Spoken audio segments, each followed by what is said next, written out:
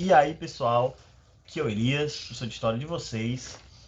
Estamos aqui para a gente dar continuidade à nossa discussão sobre o nazismo. Né? Hoje a gente vai passar a discutir, né, o governo nazista, né, o momento que o Hitler chega ao poder e a forma como as medidas que ele vai tomando ao longo aí da década de 30, né, e o avanço do antissemitismo. Então, tudo o governo nazista a gente vai passar a discutir isso agora, né? É importante que vocês leiam o tema, é importante que vocês façam as anotações necessárias, né? Caso vocês achem que tem algo que não ficou claro e tal, anotem, mandem para mim lá no Google Class, que eu vou responder assim que possível, e a gente vai dialogando, né, sobre esse período, tá bom? Então, vamos lá para a nossa aula, para a gente poder entender. O que nós temos aqui, em 1933, o Hitler chega ao poder, né? Posteriormente a isso, nós vamos ter o incêndio do Reichstag, né, que é o parlamento alemão, e o incêndio realizado pelos nazistas, né, é atribuído ao Partido Comunista, que passa então a ser perseguido na Alemanha. E esse evento ele meio que se torna ali o pretexto para o endurecimento do regime, né, para a implantação da ditadura nazista. Né? Então, quer dizer, com o incêndio do Reichstag, Hitler decreta então o chamado estado de emergência, né, o estado de sítio, e passa então a perseguir esses partidos, né, esses partidos opositores.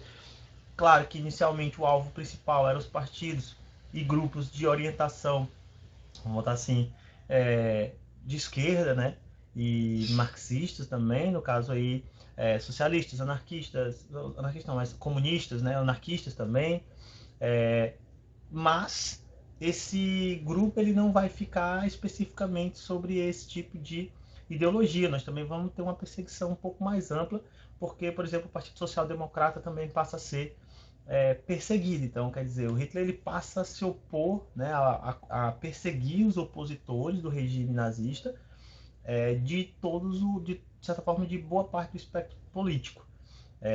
E por meio desse estado de sítio, né, ele decreta então a extinção de todos os partidos políticos, com exceção do partido nazista, né, que se tornava ali, né, permanecia como partido oficial, e enquanto os outros eram colocados na ilegalidade. E aí é importante lembrar que a extinção desses partidos não quer dizer que eles simplesmente desapareceram, eles passavam a agir, por exemplo, na clandestinidade, né, combatendo também o nazismo. Então, essa perseguição violenta, principalmente contra esses partidos, demonstrava aí, né, a perspectiva nazista, né, de eliminar literalmente esses opositores, principalmente aqueles de cunho de esquerda, né, vamos colocar assim.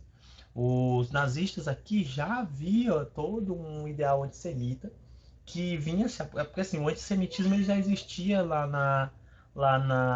na Europa muito tempo antes. Na Alemanha, o antissemitismo ele é algo que é muito anterior. Mas uma política antissemita começa a ser colocada em prática principalmente com o partido nazista, né, e a gente vai ver isso mais para frente.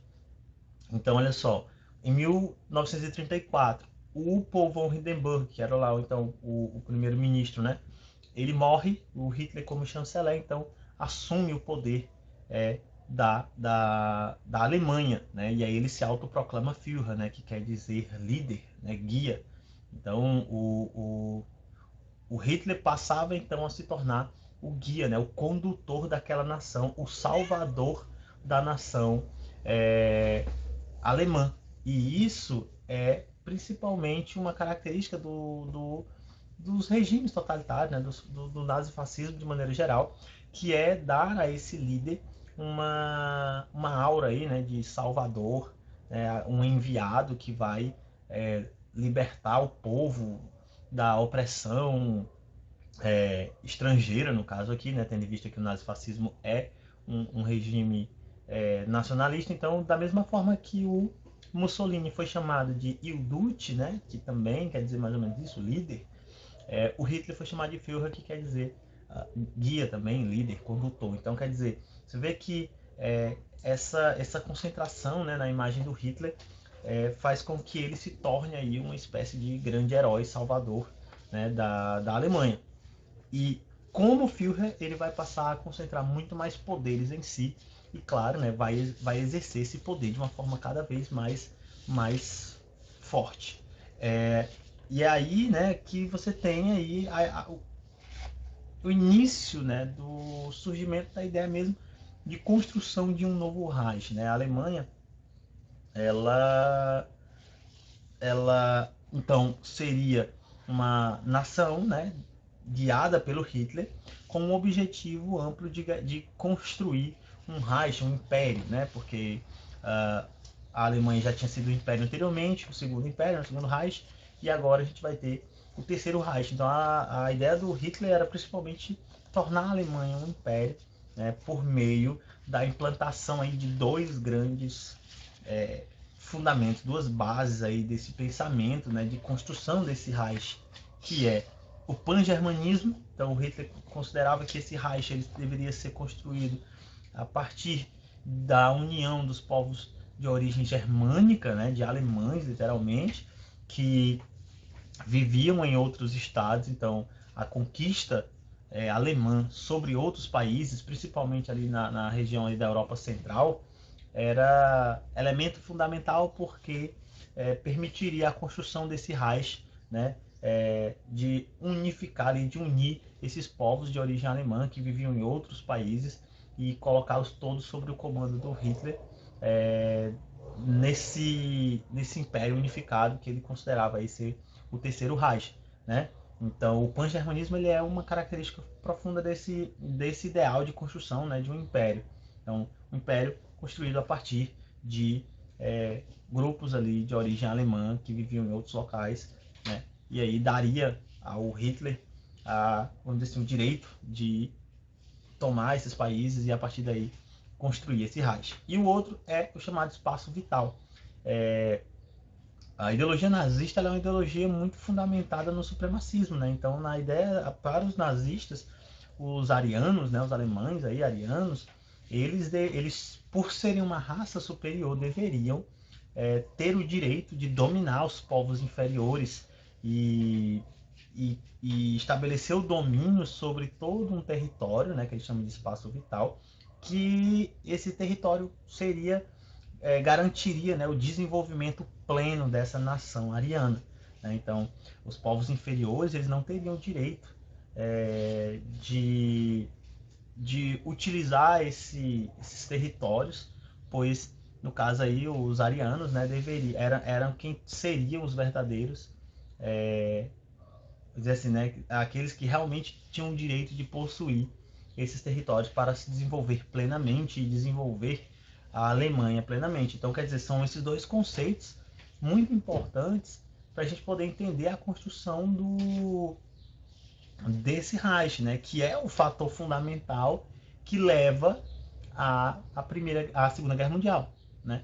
Porque o Hitler ele vai passar a anexar uma série de territórios, a Áustria, vai invadir a Polônia, né? E aí ele vai anexando esses territórios e é justamente esse processo que vai levar à eclosão da Segunda Guerra. Então, assim, construir um espaço vital, né? Quer dizer, um espaço fundamental para o desenvolvimento dessa nação alemã, o Terceiro Reich, era o objetivo, né, fundamental do Hitler aí na década de 30. E isso a gente vai ver por meio de todas as políticas que vão se estabelecendo dentro e fora, né? Porque assim, a Alemanha passa a adotar uma série de medidas internas que vão criminalizar diversos grupos minoritários, né? Então, ciganos, vamos botar assim, né, estrangeiros, aqueles que não tinham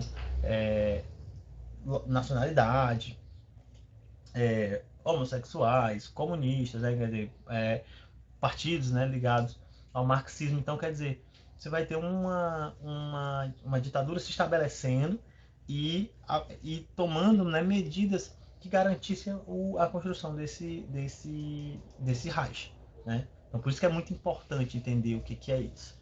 Em 1935, então você vê que é uma escalada até rápida, né? Então, assim, às vezes faz parecer que o nazismo demorou muito para poder se desenvolver na Alemanha, né? E na verdade não, ele foi até muito rápido, né? Se você considera que o nazismo ele tem aí durado, né? Se a gente pegar da década de 20, que é quando o partido surge, e estender isso até 1945, você tem um período aí de 25 anos, né?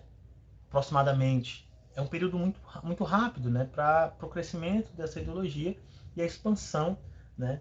Desse regime. Então, olha só, em 1935 você tem a criação das leis de Nuremberg, né? Que foi basicamente um conjunto de leis que visava basicamente destituir os judeus, né? Basicamente de todos os direitos políticos e direitos civis na Alemanha, né? Então assim, eram expatriados, né? Quer dizer, eles eram negados enquanto membros daquele Estado nacional, não tinham direitos, né, de nenhum tipo, então eles ficavam ali literalmente à mercê, né? E a violência ela vai se dando cada vez de forma mais ampla, né, de forma mais contundente, e isso vai fazendo com que o antissemitismo ele também fosse se aprofundando. Então já existe, como eu falei, o antissemitismo ele já existia há muito tempo, né? Na Europa o antissemitismo existe desde a Idade Média. A gente já falou sobre isso, né? Os judeus eram perseguidos lá na Idade Média, né?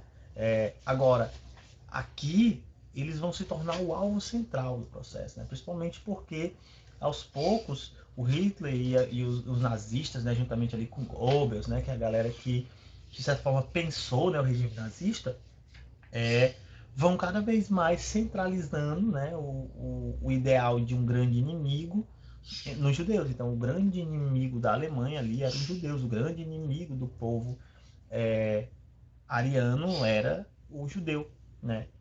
Associado, né, claro, de forma a associar eles à crise, né, na qual a Alemanha vivia, à exploração, ao pouco desenvolvimento econômico. Então, todos os males, de certa forma, da Alemanha, eles foram sendo direcionados para os judeus. Então, os judeus vão se tornando o principal alvo desse regime, né? De novo, não que os outros deixassem de ser alvos, mas os judeus vão se tornando o principal alvo, né? E aí, como eu falei, principalmente por conta desse antissemitismo e de um ultranacionalismo, né? Tendo visto que os judeus são um povo que até então, né, não possuíam uma nação própria deles, né? Então, quer dizer, havia aí um processo longo de perseguição. Então, pessoal, por hoje é só. Na próxima aula a gente dá continuidade, né, a esse conteúdo, tá? Não deixem as dúvidas passarem, anotem as dúvidas de vocês, enviem lá no Google Class para eu poder respondê-los. Bom, espero que tenha sido proveitoso. Agradeço aí, até a próxima, tá? Obrigado.